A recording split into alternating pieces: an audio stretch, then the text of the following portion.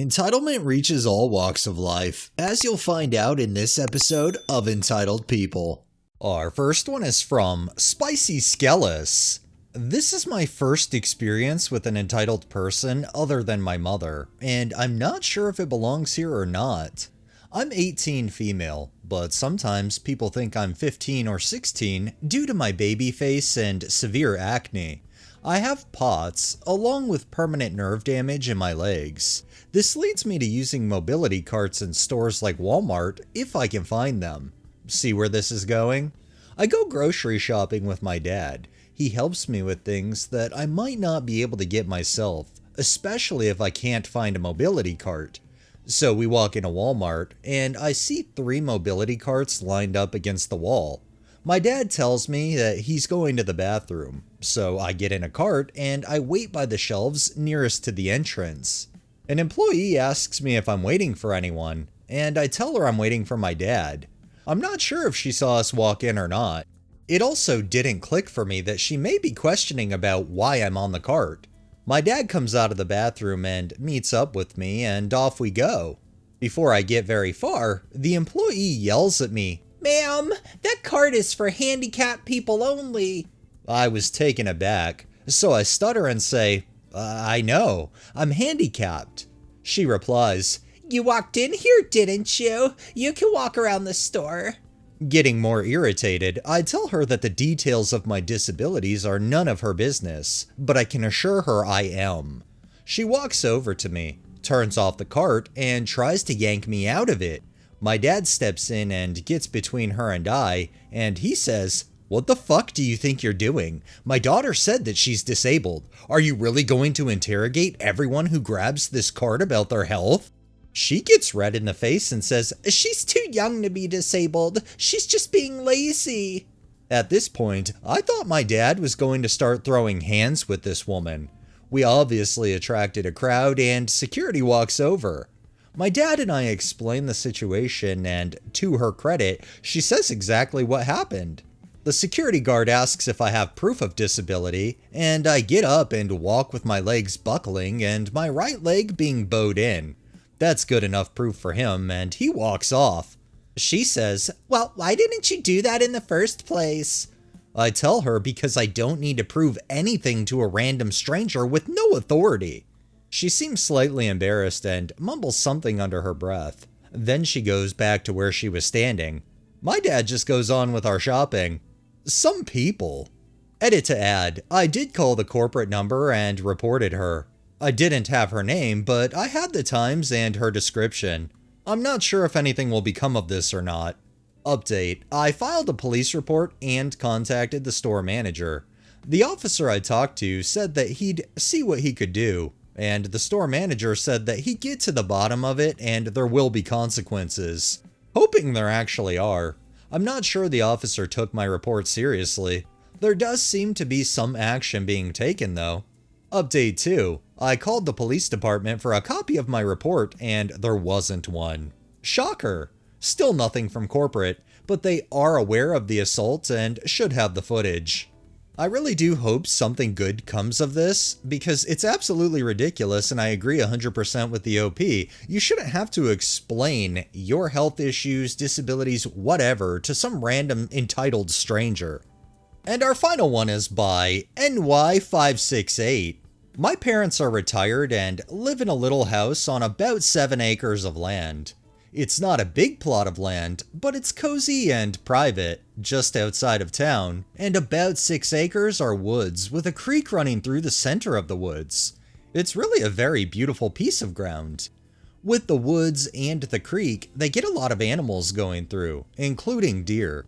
A couple years ago for Christmas, we got my parents a few trail cams so they can see what all is going through.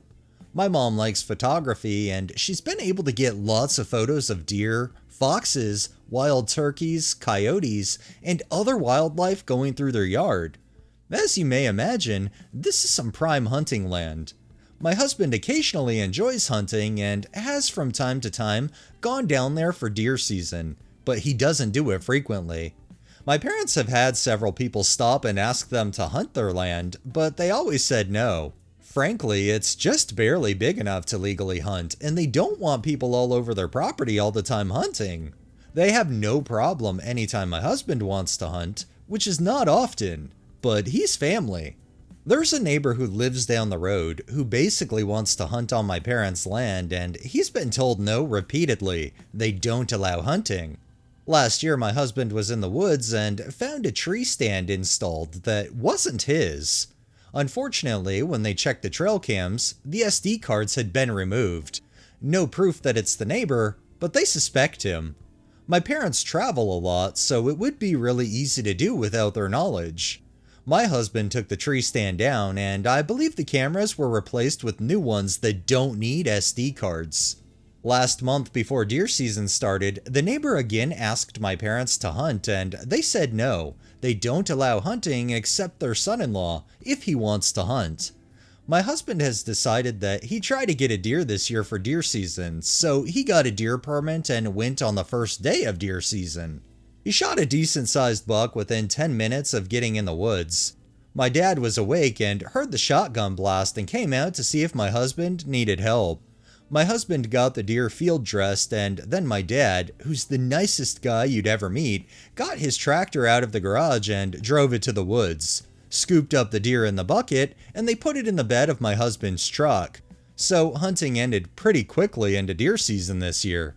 About an hour later, a county sheriff's deputy and a game warden show up at my parents' house, said they received a complaint of unauthorized hunting and deer poaching.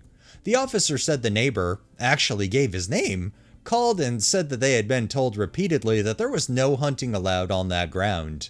They had seen someone go into the woods with a shotgun, heard a shot, and then someone with an orange tractor picked up the deer and put it into the bed of a black pickup truck. In our state, if you're caught poaching, they can confiscate your firearm, any hunting gear you have with you, and any vehicles used in the course of hunting or poaching.